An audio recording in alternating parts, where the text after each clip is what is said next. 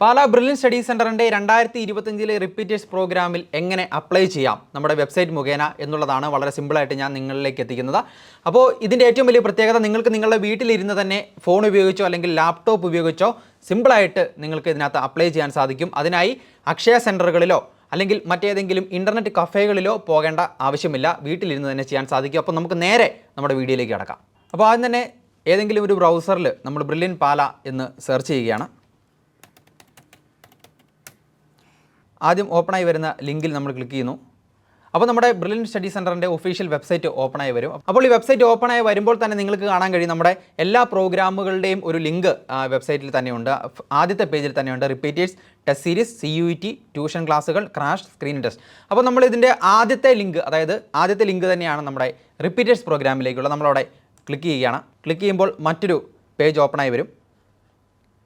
ആ പേജിൽ നിങ്ങൾക്ക് കാണാൻ കഴിയും repeaters 2025 IIT JEE, repeaters 2025 JEE main, repeaters 2025 for NEET. അപ്പോൾ നമ്മളിന്ന് നീറ്റിൻ്റെയാണ് നമ്മൾ നോക്കുന്നത്.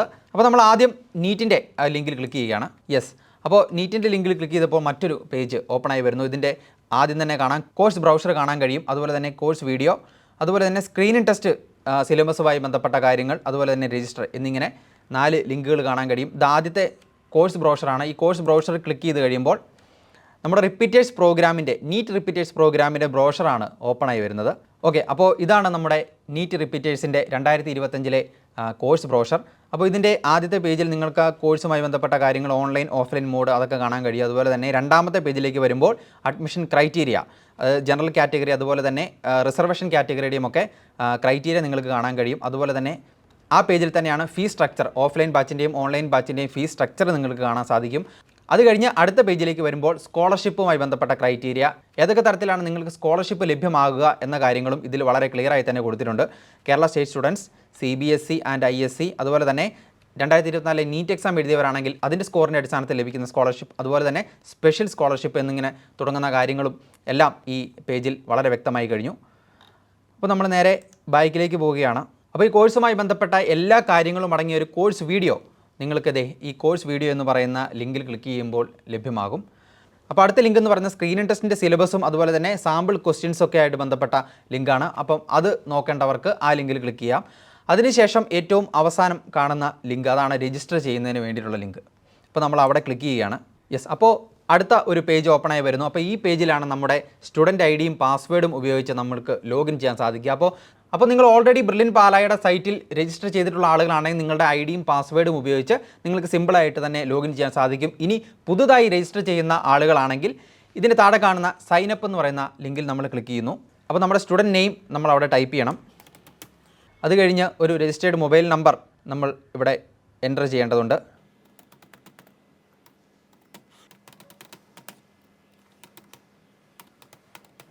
അപ്പോൾ അതിനുശേഷം നമ്മുടെ ഇമെയിൽ ID നമ്മൾ എൻ്റർ ചെയ്ത് കഴിഞ്ഞു. അതിനുശേഷം ഒരു പാസ്വേഡ് നൽകണം. അപ്പോൾ സെലക്ട് ക്ലാസ് സ്റ്റഡി എന്ന് പറയുന്ന ലിങ്ക് ഉണ്ട്. അപ്പോൾ നമ്മൾ അതിൽ ക്ലിക്ക് ചെയ്യുന്നു. അപ്പോൾ അതിൽ വരുന്ന ഓപ്ഷൻസിൽ നിന്നും ക്ലാസ് 12 ക്രാഷ് ഓർ 2025 റിപ്പീറ്റേഴ്സ് എന്ന് പറയുന്ന ആ ഒരു ലിങ്ക് ഓപ്പൺ ചെയ്യുന്നു. എഗ്രി ചെയ്ത് ക്രിയേറ്റ് അക്കൗണ്ട് എന്ന് പറയുന്ന ഓപ്ഷൻ കൊടുക്കുന്നു. അപ്പോൾ ക്രിയേറ്റ് അക്കൗണ്ട് എന്ന ലിങ്കിൽ ക്ലിക്ക് ചെയ്ത് കഴിയുമ്പോൾ നിങ്ങളുടെ രജിസ്റ്റേർഡ് നമ്പറിലേക്ക് ഒരു OTP ലഭിക്കും. അപ്പോൾ ആ OTP ഇവിടെ കൃത്യമായി എൻ്റർ ചെയ്യുക. OTP എൻ്റർ ചെയ്ത് സബ്മിറ്റ് ചെയ്യുക. അപ്പോൾ അതുപോലെ തന്നെ നിങ്ങൾ ഓൾറെഡി നമ്മുടെ വെബ്സൈറ്റ് രജിസ്റ്റർ ചെയ്തിട്ടുള്ള ആളുകളാണ്, പക്ഷേ നിങ്ങൾക്ക് പാസ്വേഡ് മറന്നു പോകുന്ന ഒരു സാഹചര്യം ഉണ്ടായിട്ടുണ്ടെങ്കിൽ നിങ്ങൾക്ക് നിങ്ങളുടെ സ്റ്റുഡൻറ്റ് ID ഉപയോഗിച്ചോ അല്ലെങ്കിൽ നിങ്ങളുടെ അന്നത്തെ ഫോൺ നമ്പർ ഉപയോഗിച്ചോ നിങ്ങൾക്ക് ഒരിക്കൽ കൂടി ഫോർഗറ്റ് പാസ്വേഡ് ഉപയോഗിച്ച് റിക്കവർ ചെയ്തെടുക്കാൻ സാധിക്കുമെന്നുള്ള കാര്യവും ഓർക്കുക.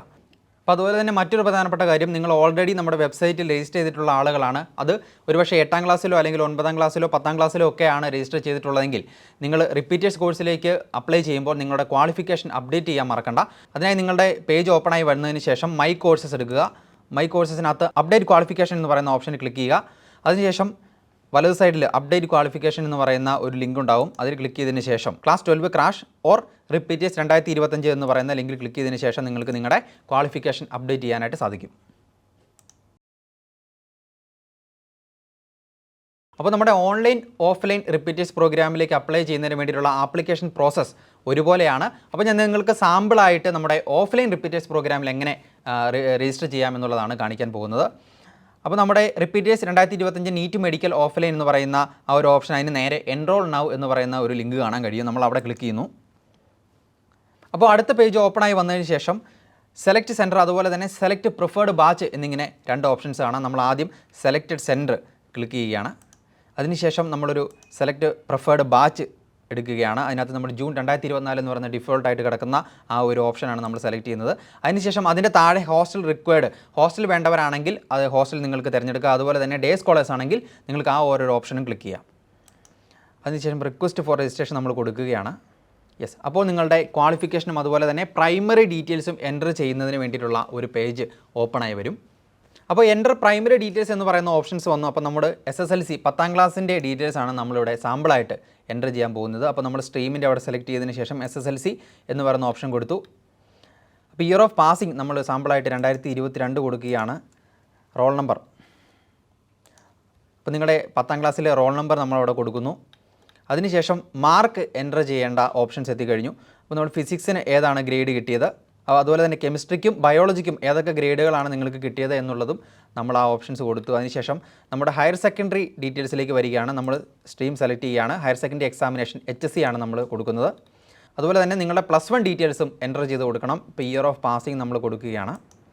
അതിനുശേഷം ഏതാണ് റിസൾട്ട്, അപ്പം പാസ്ഡ് എന്ന് പറയുന്ന ഓപ്ഷൻസ് നമ്മൾ ക്ലിക്ക് ചെയ്യുന്നു. അപ്പോൾ അതുപോലെ തന്നെ നമ്മുടെ റോൾ നമ്പർ എൻ്റർ ചെയ്യുകയാണ് +1. അതിനുശേഷം +1 മാർക്കുകൾ ഫിസിക്സ് കെമിസ്ട്രി ബയോളജി തിരിച്ചുള്ള മാർക്ക് എൻ്റർ ചെയ്യണം.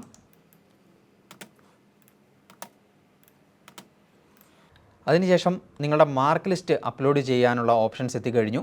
അപ്പോൾ കേരള സ്റ്റേറ്റ് ബോർഡ് സിലബസിലുള്ള വിദ്യാർത്ഥികളാണെങ്കിൽ നിങ്ങളുടെ മാർക്ക് ലിസ്റ്റ് അപ്ലോഡ് ചെയ്യുമ്പോൾ ശ്രദ്ധിക്കേണ്ട ഒരു കാര്യം, നിങ്ങൾ ഇമ്പ്രൂവ്മെൻറ്റ് ഒക്കെ വരുത്തിയിട്ടുള്ളവരാണെങ്കിൽ നിങ്ങളുടെ എല്ലാ മാർക്ക് ലിസ്റ്റും കൂടി മെർജ് ചെയ്തതിന് ശേഷം മാത്രം അപ്ലോഡ് ചെയ്യാൻ ശ്രദ്ധിക്കുക.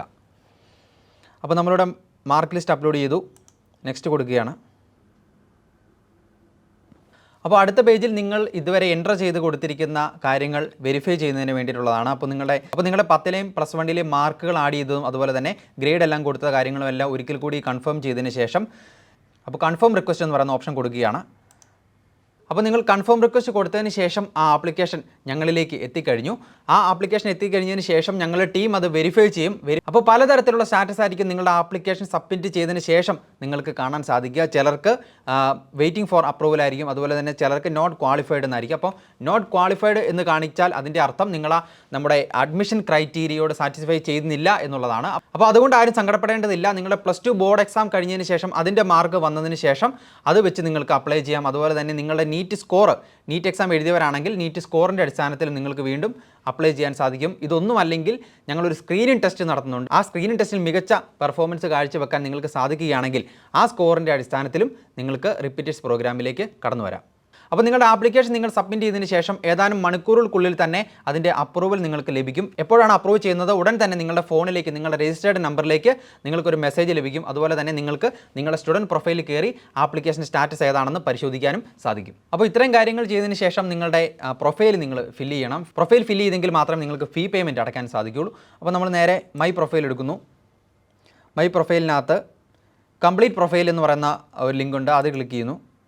യെസ്, ഇപ്പോൾ ഇവിടെ നിങ്ങളുടെ പേഴ്സണൽ ഡീറ്റെയിൽസ് അതുപോലെ തന്നെ എഡ്യൂക്കേഷൻ ഡീറ്റെയിൽസ് അതുപോലെ തന്നെ കോൺടാക്ട് ഡീറ്റെയിൽസ് ഈ 3 ഓപ്ഷൻസ് നിങ്ങൾ ഫില്ല് ചെയ്യേണ്ടതായിട്ടുണ്ട്. അപ്പോൾ ആദ്യം തന്നെ നിങ്ങളുടെ പേര് അതുപോലെ തന്നെ കാറ്റഗറി അങ്ങനെ അത്തരത്തിലുള്ള നിങ്ങളുടെ പ്രൈമറി ആയിട്ടുള്ള ഡീറ്റെയിൽസും കാര്യങ്ങളെല്ലാം നിങ്ങൾ ഫില്ല് ചെയ്യണം.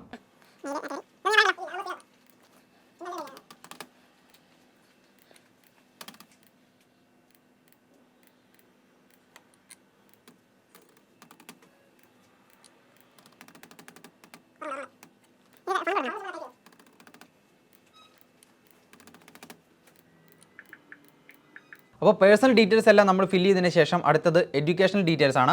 അപ്പോൾ അടുത്തായിട്ട് നിങ്ങളുടെ പ്രൊഫൈൽ ഫോട്ടോ അപ്ലോഡ് ചെയ്യുക എന്ന് പറയുന്ന ഓപ്ഷനാണ്. അപ്പോൾ പ്രൊഫൈൽ ഫോട്ടോ അപ്ലോഡ് ചെയ്യുമ്പോൾ നിങ്ങൾ ശ്രദ്ധിക്കേണ്ട ഒരു കാര്യം, നിങ്ങൾ കാഷ്വലായിട്ട് നിങ്ങളുടെ സോഷ്യൽ മീഡിയയിലോ ഇൻസ്റ്റാഗ്രാമിലോ ഒക്കെ ഉപയോഗിക്കുന്ന തരത്തിലുള്ള ഫോട്ടോ അല്ല ഇവിടെ നമ്മുടെ വെബ്സൈറ്റിൽ അപ്ലോഡ് ചെയ്യേണ്ടത്. അതായത് നിങ്ങളുടെ പാസ്പോർട്ട് സൈസ് ഫോട്ടോ തന്നെ അപ്ലോഡ് ചെയ്യുക. കാരണം നിങ്ങളുടെ അഡ്മിഷന് ശേഷം നിങ്ങളുടെ ID കാർഡെല്ലാം ഉണ്ടാക്കുന്ന സമയത്ത് അതിലേക്ക് ഉപയോഗിക്കുന്നത് ഈ ഒരു ഫോട്ടോ ആയിരിക്കും. അതുകൊണ്ട് തന്നെ നിങ്ങളുടെ പാസ്പോർട്ട് സൈസ് ഫോട്ടോ തന്നെ ഇതിലേക്ക് അപ്ലോഡ് ചെയ്യാനായിട്ട് ശ്രദ്ധിക്കുക. അപ്പോൾ നമ്മൾ ഫോട്ടോ അപ്ലോഡ് ചെയ്യുകയാണ്.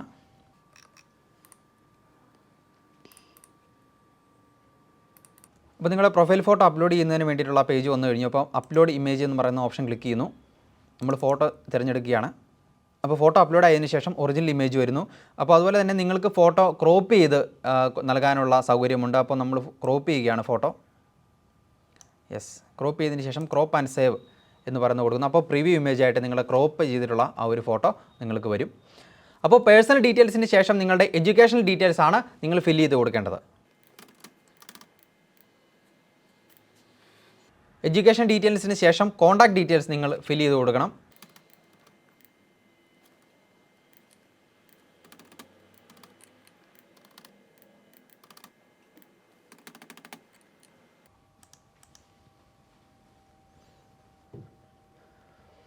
അപ്പോൾ നിങ്ങളുടെ പ്രൊഫൈൽ അപ്ഡേറ്റ് ചെയ്തതിന് ശേഷം പ്രൊഫൈൽ അപ്ഡേറ്റഡ് സക്സസ്ഫുള്ളി എന്ന് പറയുന്ന ഒരു നോട്ടിഫിക്കേഷൻ നിങ്ങൾക്ക് ലഭിക്കും. ഇതിന് ശേഷമാണ് നിങ്ങൾ ഫീ പേയ്മെൻറ്റ് അടയ്ക്കേണ്ടത്. അപ്പോൾ അടുത്ത സ്റ്റെപ്പ് നിങ്ങളുടെ ഫീസ് അടയ്ക്കുക എന്നുള്ളതാണ്. അതിനായി നിങ്ങളുടെ സ്റ്റുഡൻറ്റ് പ്രൊഫൈലിൽ മൈ കോഴ്സസ് എടുക്കുക. മൈ കോഴ്സസിനകത്ത് രജിസ്റ്റേർഡ് കോഴ്സ് ക്ലിക്ക് ചെയ്യുന്നു. പേയ്മെൻറ്റ്സ് എന്ന് പറയുന്ന ഓപ്ഷനിലേക്ക് പോവുകയാണ്. മേക്ക് പേയ്മെൻറ്റ് കൊടുക്കുന്നു. അപ്പോൾ നിങ്ങൾക്ക് ഓൺലൈനായിട്ടും അതുപോലെ തന്നെ ഓഫ്ലൈൻ മോഡിലും പേയ്മെൻറ്റ് നിങ്ങൾക്ക് അടയ്ക്കാൻ സാധിക്കും. അപ്പോൾ ഡിസ്കൗണ്ടും കാര്യങ്ങളൊക്കെ ലഭിക്കുന്നുണ്ടെങ്കിൽ അത് നിങ്ങൾക്ക് ഇവിടെ കാണാൻ കഴിയും. അപ്പോൾ ഡിസ്കൗണ്ട് ഒഴിച്ചിട്ടുള്ള തുകയാണ് നിങ്ങൾ പേയ്മെൻ്റ് ആയിട്ട് അടയ്ക്കേണ്ടത്. അപ്പോൾ ഓഫ്ലൈൻ മോഡിൽ പേയ്മെൻറ്റ് ചെയ്യുന്നവർ ശ്രദ്ധിക്കുക, നിങ്ങളുടെ ചെല്ലാൻ ഫോം ഇതിനകത്ത് ഡൗൺലോഡ് ചെയ്ത് ബാങ്കിൽ ചെന്ന് നിങ്ങൾക്ക് ഓഫ്ലൈനായി തന്നെ ഫീസ് അടയ്ക്കാം. അതുപോലെ തന്നെ ഓൺലൈൻ മോഡിൽ പേയ്മെൻറ്റ് ചെയ്യേണ്ടവർ പേ ഓൺലൈൻ എന്ന് പറയുന്ന ഓപ്ഷൻ ക്ലിക്ക് ചെയ്തതിന് ശേഷം പേ നൗ കൊടുക്കുക. യെസ്, അപ്പോൾ നിങ്ങൾക്ക് UPI ID ഉപയോഗിച്ച് അല്ലെങ്കിൽ ഡെബിറ്റ് കാർഡോ ക്രെഡിറ്റ് കാർഡോ ഉപയോഗിച്ച് അതുപോലെ തന്നെ നെറ്റ് ബാങ്കിങ് ഉപയോഗിച്ചോ അല്ലെങ്കിൽ ഫോൺ പേ വാലറ്റ് ഉപയോഗിച്ച് അല്ലെങ്കിൽ ഏതെങ്കിലും തരത്തിലുള്ള വാലറ്റുകളൊക്കെ ഉപയോഗിച്ചും നിങ്ങൾക്ക് ഈസി ആയി തന്നെ വളരെ സിമ്പിളായിട്ട് തന്നെ നിങ്ങൾക്ക് പേയ്മെൻറ്റ് അടയ്ക്കാനായിട്ട് സാധിക്കും. അപ്പോൾ പേയ്മെൻറ്റ് ചെയ്തതിന് ശേഷം നിങ്ങളുടെ സീറ്റ് കൺഫേം ആയി കഴിഞ്ഞു. അപ്പോൾ നിങ്ങൾക്ക് രജിസ്ട്രേഷനുമായി ബന്ധപ്പെട്ട എന്തെങ്കിലും തരത്തിലുള്ള സംശയങ്ങളുണ്ടെങ്കിൽ brilliantpala.org എന്ന വെബ്സൈറ്റ് സന്ദർശിക്കുക. അതുപോലെ തന്നെ 04822206100 എന്ന നമ്പറിലും നിങ്ങൾക്ക് ബന്ധപ്പെടാം. അപ്പോൾ ഇത്രയുമൊക്കെയാണ് നമ്മുടെ ബ്രില്യൻറ്റ് സ്റ്റഡി സെൻറ്ററിൻ്റെ 2025 നീറ്റ് റിപ്പീറ്റേഴ്സ് പ്രോഗ്രാമിലേക്കുള്ള രജിസ്റ്റർ ചെയ്യുന്നതിന് വേണ്ടിയിട്ടുള്ള പ്രൊസീജിയർ.